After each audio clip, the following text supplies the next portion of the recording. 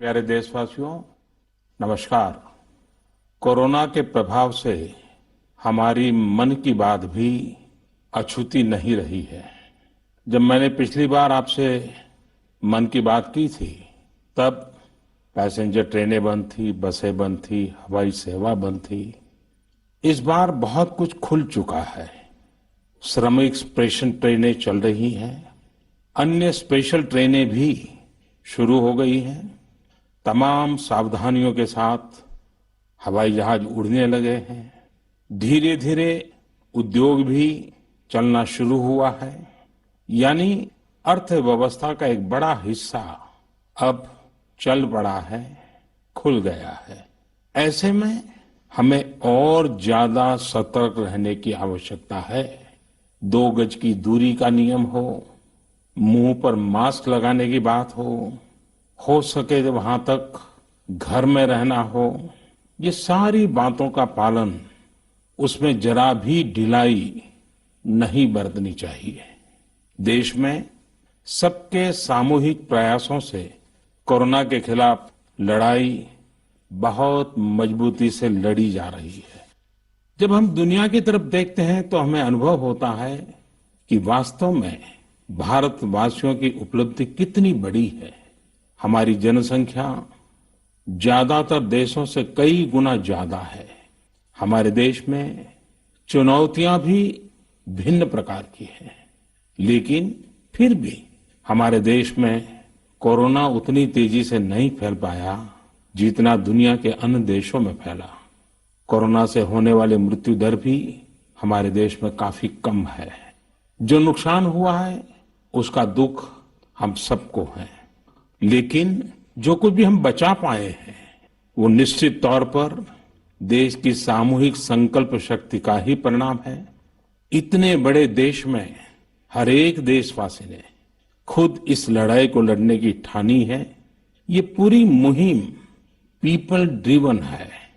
साथियों, देशवासियों की संकल्प शक्ति के साथ एक और शक्ति इस लड़ाई में हमारी सबसे बड़ी ताकत है, वो है देशवासियों की सेवा शक्ति। वास्तव में इस महामारी के समय हम भारतवासियों ने ये दिखा दिया है कि सेवा और त्याग का हमारा विचार केवल हमारा आदर्श नहीं है, बल्कि भारत की जीवन पद्धति है। और हमारे यहां तो कहा गया है, सेवा परमो धर्मः। सेवा स्वयं में सुख है, सेवा में ही संतोष है। आपने देखा होगा कि दूसरों की सेवा में लगे व्यक्ति के जीवन में कोई डिप्रेशन या तनाव कभी नहीं दिखता। उसके जीवन में, जीवन को लेकर उसके नजरिए में भरपूर आत्मविश्वास, सकारात्मकता और जीवंतता प्रतिपल नजर आती है। साथियों, हमारे डॉक्टर्स, नर्सिंग स्टाफ, सफाई कर्मी, पुलिसकर्मी, मीडिया के साथी, ये सब जो सेवा कर रहे हैं उसकी चर्चा मैंने कई बार की है। मन की बात में भी मैंने उसका जिक्र किया है। सेवा में अपना सब कुछ समर्पित कर देने वाले लोगों की संख्या अनगिनत है। ऐसे ही एक सज्जन है तमिलनाडु के सी मोहन। सी मोहन जी मदुरई में एक सैलून चलाते हैं। अपनी मेहनत की कमाई से इन्होंने अपनी बेटी की पढ़ाई के लिए 5 लाख रुपए बचाए थे, लेकिन इन्होंने ये पूरी राशि इस समय जरूरतमंदों, गरीबों की सेवा के लिए खर्च कर दी। इसी तरह अगरतला में ठेला चलाकर जीवन यापन करने वाले गौतम दास जी अपनी रोजमर्रा की कमाई की बचत में से हर रोज दाल चावल खरीदकर जरूरतमंदों को खाना खिला रहे हैं। पंजाब के पठानकोट से भी एक ऐसा ही उदाहरण मुझे पता चला। यहाँ दिव्यांग भाई राजू ने दूसरों की मदद से जोड़ी गई छोटी सी पूंजी से 3000 से अधिक मास्क बनवाकर लोगों में बांटे। भाई राजू ने इस मुश्किल समय में करीब 100 परिवारों के लिए खाने का राशन भी जुटाया। देश के सभी इलाकों से विमेन सेल्फ हेल्प ग्रुप के परिश्रम की भी अनगिनत कहानियां इन दिनों हमारे सामने आ रही है। गांवों में, छोटे कस्बों में हमारी बहनें, बेटियां हर दिन हजारों की संख्या में मास्क बना रही हैं। तमाम सामाजिक संस्थाएं भी इस काम में इनका सहयोग कर रही हैं। साथियों, ऐसे कितने ही उदाहरण हर दिन दिखाई और सुनाई पड़ रहे हैं। कितने ही लोग खुद भी मुझे नमो ऐप और अन्य माध्यमों के जरिए अपने प्रयासों के बारे में बता रहे हैं। कई बार समय की कमी के चलते मैं बहुत से लोगों का, बहुत से संगठनों का, बहुत सी संस्थाओं का नाम नहीं ले पाता हूं। सेवा भाव से लोगों की मदद कर रहे ऐसे सभी लोगों की मैं प्रशंसा करता हूं, उनका आदर करता हूं, उनका तहे दिल से अभिनंदन करता हूं। मेरे प्यारे देशवासियों, एक और बात जो मेरे मन को छू गई है वो है संकट की इस घड़ी में इनोवेशन। तमाम देशवासी गांवों से लेकर शहरों तक, हमारे छोटे व्यापारियों से लेकर स्टार्टअप तक, हमारी लैब्स कोरोना के खिलाफ लड़ाई में नए नए तरीके इजाद कर रहे हैं, नए नए इनोवेशन कर रहे हैं। जैसे नासिक के राजेंद्र यादव का उदाहरण बहुत दिलचस्प है। राजेंद्र जी नासिक में सतना गांव के किसान हैं। अपने गांव को कोरोना संक्रमण से बचाने के लिए उन्होंने अपने ट्रैक्टर से जोड़कर एक सैनिटाइजेशन मशीन बना ली है और ये इनोवेटिव मशीन बहुत प्रभावी तरीके से काम कर रही है। इसी तरह मैं सोशल मीडिया में कई तस्वीरें देख रहा था। कई दुकानदारों ने 2 गज की दूरी के लिए दुकान में बड़े पाइपलाइन लगा लिए हैं, जिसमें एक छोर से वो ऊपर से सामान डालते हैं और दूसरी छोर से ग्राहक अपना सामान ले लेते हैं। इस दौरान पढ़ाई के क्षेत्र में भी कई अलग अलग इनोवेशन शिक्षकों और छात्रों ने मिलकर किए हैं। ऑनलाइन क्लासेस, वीडियो क्लासेस, उसको भी अलग अलग तरीकों से इनोवेट किया जा रहा है। कोरोना की वैक्सीन पर हमारी लैब्स में जो काम हो रहा है उस पर तो दुनिया भर की नजर है और हम सबकी आशा भी। किसी भी परिस्थिति को बदलने के लिए इच्छा शक्ति के साथ ही बहुत कुछ इनोवेशन पर भी निर्भर करता है। हजारों सालों की मानव जात की यात्रा लगातार इनोवेशन से ही इतने आधुनिक दौर में पहुंची है। इसलिए इस महामारी पर जीत के लिए हमारी ये विशेष इनोवेशंस भी बहुत बड़ा आधार है। साथियों, कोरोना के खिलाफ लड़ाई का यह रास्ता लंबा है। एक ऐसी आपदा जिसका पूरी दुनिया के पास कोई इलाज ही नहीं है, जिसका कोई पहले का अनुभव भी नहीं है, तो ऐसे में नई नई चुनौतियां और उसके कारण परेशानियां हम अनुभव भी कर रहे हैं। ये दुनिया के हर कोरोना प्रभावित देश में हो रहा है और इसलिए भारत भी इससे अछूता नहीं है। हमारे देश में भी कोई वर्ग ऐसा नहीं है जो कठिनाई में ना हो, परेशानी में ना हो। और इस संकट की सबसे बड़ी चोट अगर किसी पर पड़ी है तो हमारे गरीब, मजदूर, श्रमिक वर्ग पर पड़ी है। उनकी तकलीफ, उनका दर्द, उनकी पीड़ा शब्दों में नहीं कही जा सकती। हम में से कौन ऐसा होगा जो उनकी और उनके परिवार की तकलीफों को अनुभव न कर रहा हो। हम सब मिलकर इस तकलीफ को, इस पीड़ा को बांटने का प्रयास कर रहे हैं। पूरा देश प्रयास कर रहा है। हमारे रेलवे के साथी दिन रात लगे हुए हैं। केंद्र हो, राज्य हो, स्थानीय स्वराज की संस्थाएं हो, हर कोई दिन रात मेहनत कर रहे हैं। जिस प्रकार रेलवे के कर्मचारी आज जुटे हुए हैं, वे भी एक प्रकार से अग्रिम पंक्ति में खड़े कोरोना वॉरियर्स ही है।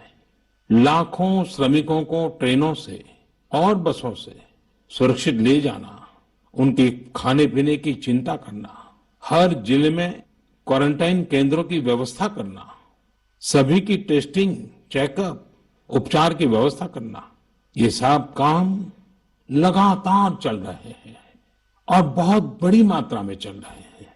लेकिन साथियों, जो दृश्य आज हम देख रहे हैं, इससे देश को अतीत में जो कुछ हुआ उसके अवलोकन और भविष्य के लिए सीखने का अवसर भी मिला है। आज हमारे श्रमिकों की पीड़ा में हम देश के पूर्वी हिस्से की पीड़ा को देख सकते हैं। जिस पूर्वी हिस्से में देश का ग्रोथ इंजन बनने की क्षमता है, जिसके श्रमिकों के बाहुबल में देश को नई ऊंचाई पर ले जाने का सामर्थ्य है, उस पूर्वी हिस्से का विकास बहुत आवश्यक है। पूर्वी भारत के विकास से ही देश का संतुलित आर्थिक विकास संभव है। देश ने जब मुझे सेवा का अवसर दिया, तभी से हमने पूर्वी भारत के विकास को प्राथमिकता दी है। मुझे संतोष है कि बीते वर्षों में इस दिशा में बहुत कुछ हुआ है और अब प्रवासी मजदूरों को देखते हुए बहुत कुछ नए कदम उठाना भी आवश्यक हो गया है और हम लगातार उस दिशा में आगे बढ़ रहे हैं। जैसे कहीं श्रमिकों की स्किल मैपिंग का काम हो रहा है, कहीं स्टार्टअप्स इस काम में जुटे हैं, कहीं माइग्रेशन कमीशन बनाने की बात हो रही है। इसके अलावा केंद्र सरकार ने अभी जो फैसले लिए हैं, उससे भी गांवों में रोजगार, स्वरोजगार, लघु उद्योगों से जुड़ी विशाल संभावनाएं खुली हैं। ये फैसले इन स्थितियों के समाधान के लिए हैं, आत्मनिर्भर भारत के लिए हैं। अगर हमारे गांव आत्मनिर्भर होते, हमारे कस्बे, हमारे जिले, हमारे राज्य आत्मनिर्भर होते, तो अनेक समस्याओं ने वो रूप नहीं लिया होता जिस रूप में वो आज हमारे सामने खड़ी है। लेकिन अंधेरे से रोशनी की ओर बढ़ना मानव स्वभाव है। तमाम चुनौतियों के बीच मुझे खुशी है कि आत्मनिर्भर भारत पर आज देश में व्यापक मंथन शुरू हुआ है। लोगों ने अब इसे अपना अभियान बनाना शुरू किया है। इस मिशन का नेतृत्व देशवासी अपने हाथ में ले रहे हैं। बहुत से लोगों ने तो ये भी बताया है कि उन्होंने जो जो सामान उनके इलाके में बनाए जाते हैं, उनकी एक पूरी लिस्ट बना ली है। ये लोग अब इन लोकल प्रोडक्ट्स को ही खरीद रहे हैं और वोकल फॉर लोकल को प्रमोट भी कर रहे हैं। मेक इन इंडिया को बढ़ावा मिले, इसके लिए सब कोई अपना अपना संकल्प जता रहा है। बिहार के हमारे एक साथी श्रीमान हिमांशु ने मुझे नमो ऐप पर लिखा है कि वो एक ऐसा दिन देखना चाहते हैं जब भारत विदेश से आने वाले आयात को कम से कम कर दे, चाहे पेट्रोल, डीजल, ईंधन का आयात हो, इलेक्ट्रॉनिक आइटम्स का आयात हो, यूरिया का आयात हो या फिर खाद्य तेल का आयात हो। मैं उनकी भावनाओं को समझता हूं। हमारे देश में कितनी ही ऐसी चीजें बाहर से आती हैं जिन पर हमारे ईमानदार टैक्स पेयर्स का पैसा खर्च होता है, जिनका विकल्प हम आसानी से भारत में तैयार कर सकते हैं। असम के सुदीप ने मुझे लिखा है कि वो महिलाओं के बनाए हुए लोकल बैम्बू प्रोडक्ट्स का व्यापार करते हैं और उन्होंने तय किया है कि आने वाले 2 वर्ष में वे अपने बैम्बू प्रोडक्ट को एक ग्लोबल ब्रांड बनाएंगे। मुझे पूरा भरोसा है आत्मनिर्भर भारत अभियान इस दशक में देश को नई ऊंचाई पर ले जाएगा। मेरे प्यारे देशवासियों, कोरोना संकट के इस दौर में मेरी विश्व के अनेक नेताओं से बातचीत हुई है, लेकिन मैं एक सीक्रेट जरूर आज बताना चाहूंगा। विश्व के अनेक नेताओं की जब बातचीत होती है तो मैंने देखा इन दिनों उनकी बहुत ज्यादा दिलचस्पी योग और आयुर्वेद के संबंध में होती है। कुछ नेताओं ने मुझसे पूछा कि कोरोना के इस काल में ये योग और आयुर्वेद कैसे मदद कर सकते हैं। साथियों, अंतर्राष्ट्रीय योग दिवस जल्द ही आने वाला है। योग जैसे जैसे लोगों के जीवन से जुड़ रहा है, लोगों में अपने स्वास्थ्य को लेकर जागरूकता भी लगातार बढ़ रही है। अभी कोरोना संकट के दौरान भी ये देखा जा रहा है कि हॉलीवुड से हरिद्वार तक घर में रहते हुए लोग योग पर बहुत गंभीरता से ध्यान दे रहे हैं। हर जगह लोगों ने योग और उसके साथ साथ आयुर्वेद के बारे में और ज्यादा जानना चाहा है, उसे अपनाना चाहा है। कितने ही लोग जिन्होंने कभी योग नहीं किया, वे भी या तो ऑनलाइन योग क्लास से जुड़ गए हैं या फिर ऑनलाइन वीडियो के माध्यम से भी योग सीख रहे हैं। सही में योग कम्युनिटी, इम्यूनिटी और यूनिटी सबके लिए अच्छा है। साथियों, कोरोना संकट के इस समय में योग आज इसलिए भी ज्यादा अहम है क्योंकि ये वायरस हमारे रेस्पिरेटरी सिस्टम को सबसे अधिक प्रभावित करता है। योग में तो रेस्पिरेटरी सिस्टम को मजबूत करने वाले कई तरह के प्राणायाम है, जिनका असर हम लंबे समय से देखते आ रहे हैं। ये टाइम टेस्टेड टेक्निक्स हैं, जिसका अपना अलग महत्व है। कपालभाति और अनुलोम विलोम प्राणायाम से अधिकतर लोग परिचित होंगे, लेकिन भस्त्रिका, शीतली, भ्रामरी जैसे कई प्राणायाम के प्रकार है, जिसके अनेक लाभ भी है। वैसे आपके जीवन में योग को बढ़ाने के लिए आयुष मंत्रालय ने भी इस बार एक अनोखा प्रयोग किया है। आयुष मंत्रालय ने माई लाइफ माई योग नाम से अंतर्राष्ट्रीय वीडियो ब्लॉग उसकी प्रतियोगिता शुरू की है। भारत ही नहीं, पूरी दुनिया के लोग इस प्रतियोगिता में हिस्सा ले सकते हैं। इसमें हिस्सा लेने के लिए आपको अपना 3 मिनट का एक वीडियो बना करके अपलोड करना होगा। इस वीडियो में आप जो योग या आसन करते हुए वो करते हुए दिखाना है और योग से आपके जीवन में जो बदलाव आया है उसके बारे में भी बताना है।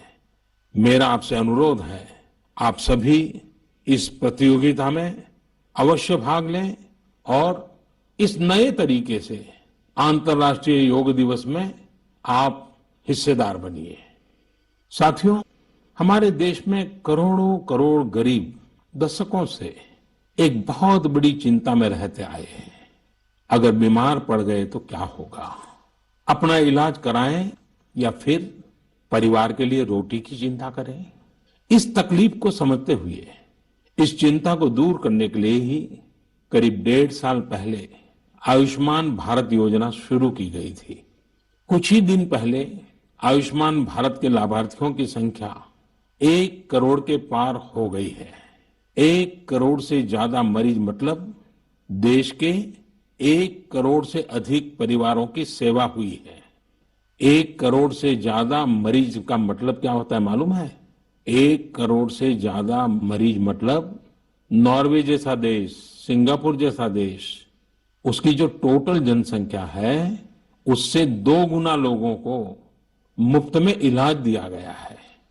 अगर गरीबों को अस्पताल में भर्ती होने के बाद इलाज के लिए पैसे देने पड़ते, इनका मुफ्त इलाज नहीं हुआ होता, तो उन्हें एक मोटा मोटा अंदाज है करीब करीब 14,000 करोड़ रुपए से भी ज्यादा अपनी जेब से खर्च करने पड़ते हैं। आयुष्मान भारत योजना ने गरीबों के पैसे खर्च होने से बचाए हैं। मैं आयुष्मान भारत के सभी लाभार्थियों के साथ साथ मरीजों का उपचार करने वाले सभी डॉक्टरों, नर्सेज और मेडिकल स्टाफ को भी बधाई देता हूं। आयुष्मान भारत योजना के साथ एक बहुत बड़ी विशेषता पोर्टेबिलिटी की सुविधा भी है। पोर्टेबिलिटी ने देश को एकता के रंग में रंगने में भी मदद की है। यानी बिहार का कोई गरीब अगर चाहे तो उसे कर्नाटका में भी वही सुविधा मिलेगी जो उसे अपने राज्य में मिलती। इसी तरह महाराष्ट्र का कोई गरीब चाहे तो उसे इलाज की वही सुविधा तमिलनाडु में मिलती। इस योजना के कारण किसी क्षेत्र में जहां स्वास्थ्य की व्यवस्था कमजोर है, वहां के गरीब को देश के किसी भी कोने में उत्तम इलाज कराने की सहूलियत मिलती है। साथियों, आप ये जानकर हैरान रह जाएंगे कि 1 करोड़ लाभार्थियों में से 80% लाभार्थी देश के ग्रामीण इलाकों के हैं। इनमें भी करीब करीब 50% लाभार्थी हमारी माताएं, बहनें और बेटियां हैं। इन लाभार्थियों में ज्यादातर लोग ऐसी बीमारियों से पीड़ित थे जिनका इलाज सामान्य दवाओं से संभव नहीं था। इनमें से 70% लोगों की सर्जरी की गई है। आप अनुमान लगा सकते हैं कि कितनी बड़ी तकलीफों से इन लोगों को मुक्ति मिली है। मणिपुर के चुरा चांदपुर में 6 साल के बच्चे टेलेन सांग, उसको भी इसी तरह आयुष्मान योजना से नया जीवन मिला है। केलेन सांग को इतनी छोटी उम्र में ब्रेन की गंभीर बीमारी हो गई। इस बच्चे के पिता दिहाड़ी मजदूर हैं और मां बुनाई का काम करती हैं। ऐसे में बच्चे का इलाज कराना बहुत कठिन हो रहा था, लेकिन आयुष्मान भारत योजना से अब उनके बेटे का मुफ्त इलाज हो गया है। कुछ इसी तरह का अनुभव पुडुचेरी की अमूर्था वल्ली जी का भी है। उनके लिए भी आयुष्मान भारत योजना संकट मोचक बनकर आई है। अमूर्था वल्ली जी के पति की हार्ट अटैक से दुखद मृत्यु हो चुकी है। उनके 27 साल के बेटे जीवा को भी हार्ट की बीमारी थी। डॉक्टर्स ने जीवा के लिए सर्जरी की सलाह दी थी, लेकिन दिहाड़ी मजदूरी करने वाले जीवा के लिए अपने खर्च से इतना बड़ा ऑपरेशन करवाना संभव ही नहीं था। लेकिन अमूर्था वल्ली ने अपने बेटे का आयुष्मान भारत योजना में रजिस्ट्रेशन करवाया और 9 दिनों बाद बेटे जीवा के हार्ट की सर्जरी भी हो गई। साथियों, मैंने आपको सिर्फ 3-4 घटनाओं का जिक्र किया। आयुष्मान भारत से तो ऐसे 1 करोड़ से अधिक कहानियां जुड़ी हुई है। ये कहानियां जीते जागते इंसानों की हैं। दुख तकलीफ से मुक्त हुए हमारे अपने परिवारजनों की है। आपसे मेरा आग्रह है, कभी समय मिले तो ऐसे व्यक्ति से जरूर बात करिएगा जिसने आयुष्मान भारत योजना के तहत अपना इलाज कराया हो। आप देखेंगे कि जब एक गरीब बीमारी से बाहर आता है तो उसमें गरीबी से लड़ने की भी ताकत नजर आने लगी है। और मैं हमारे देश के ईमानदार टैक्स पेयर से कहना चाहता हूं, आयुष्मान भारत योजना के तहत जिन गरीबों का मुफ्त इलाज हुआ है, उनके जीवन में जो सुख आया है, संतोष मिला है, उस पुण्य के असली हकदार आप भी हैं। हमारा ईमानदार टैक्स पेयर भी इस पुण्य का हकदार है। मेरे प्यारे देशवासियों, एक तरफ हम महामारी से लड़ रहे हैं तो दूसरी तरफ हमें हाल में पूर्वी भारत के कुछ हिस्सों में प्राकृतिक आपदा का भी सामना करना पड़ा है। पिछले कुछ हफ्तों के दौरान हमने पश्चिम बंगाल और उड़ीसा में सुपर साइक्लोन अम्फान का कहर देखा। तूफान से अनेकों घर तबाह हो गए, किसानों को भी भारी नुकसान हुआ। हालात का जायजा लेने के लिए मैं पिछले हफ्ते उड़ीसा और पश्चिम बंगाल गया था। पश्चिम बंगाल और उड़ीसा के लोगों ने जिस हिम्मत और बहादुरी के साथ हालात का सामना किया है, प्रशंसनीय है। संकट की इस घड़ी में देश भी हर तरह से वहां के लोगों के साथ खड़ा है। साथियों, एक तरफ जहां पूर्वी भारत तूफान से आई आपदा का सामना कर रहा है, वहीं दूसरी तरफ देश के कई हिस्से टिड्डियों या लोकस्ट के हमले से प्रभावित हुए हैं। इन हमलों ने फिर हमें याद दिलाया है कि ये छोटा सा जीव कितना नुकसान करता है। टिड्डी दल का हमला कई दिनों तक चलता है, बहुत बड़े क्षेत्र पर इसका प्रभाव पड़ता है। भारत सरकार हो, राज्य सरकार हो, कृषि विभाग हो, प्रशासन भी इस संकट के नुकसान से बचने के लिए, किसानों की मदद करने के लिए आधुनिक संसाधनों का भी उपयोग कर रहा है। नए नए आविष्कार की तरफ भी ध्यान दे रहा है। और मुझे विश्वास है कि हम सब मिलकर के हमारे कृषि क्षेत्र पर ये जो संकट आया है, उससे भी लोहा लेंगे, बहुत कुछ बचा लेंगे। मेरे प्यारे देशवासियों, कुछ दिन बाद ही 5 जून को पूरी दुनिया विश्व पर्यावरण दिवस मनाएगी। विश्व पर्यावरण दिवस पर इस साल की थीम है बायोडायवर्सिटी, यानी जैव विविधता। वर्तमान परिस्थितियों में यह थीम विशेष रूप से महत्वपूर्ण है।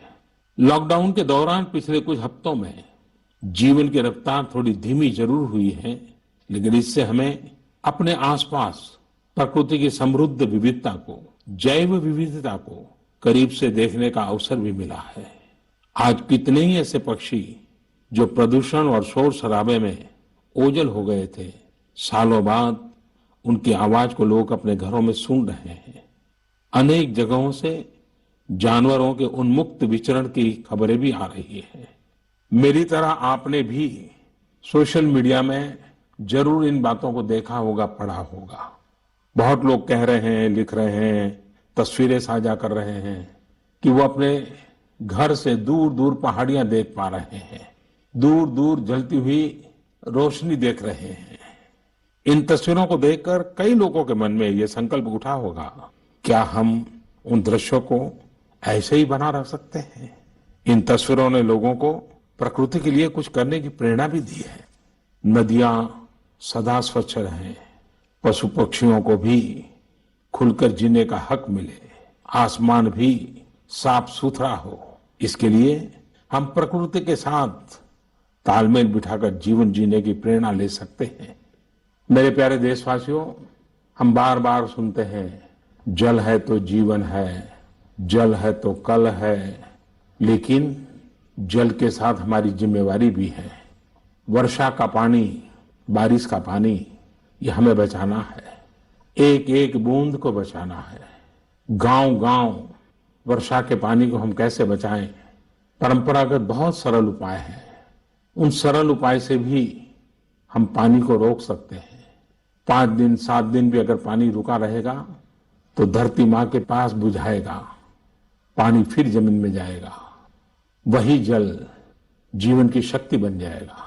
और इसलिए इस वर्षा ऋतु में हम सबका प्रयास रहना चाहिए कि हम पानी को बचाएं, पानी को संरक्षण करें।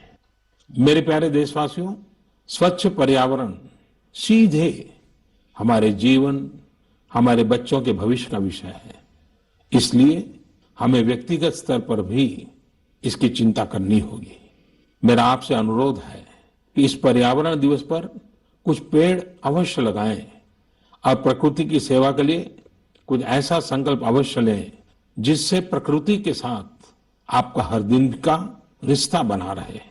हाँ, गर्मी बढ़ रही है, इसलिए पक्षियों के लिए पानी का इंतजाम करना मत भूलिएगा।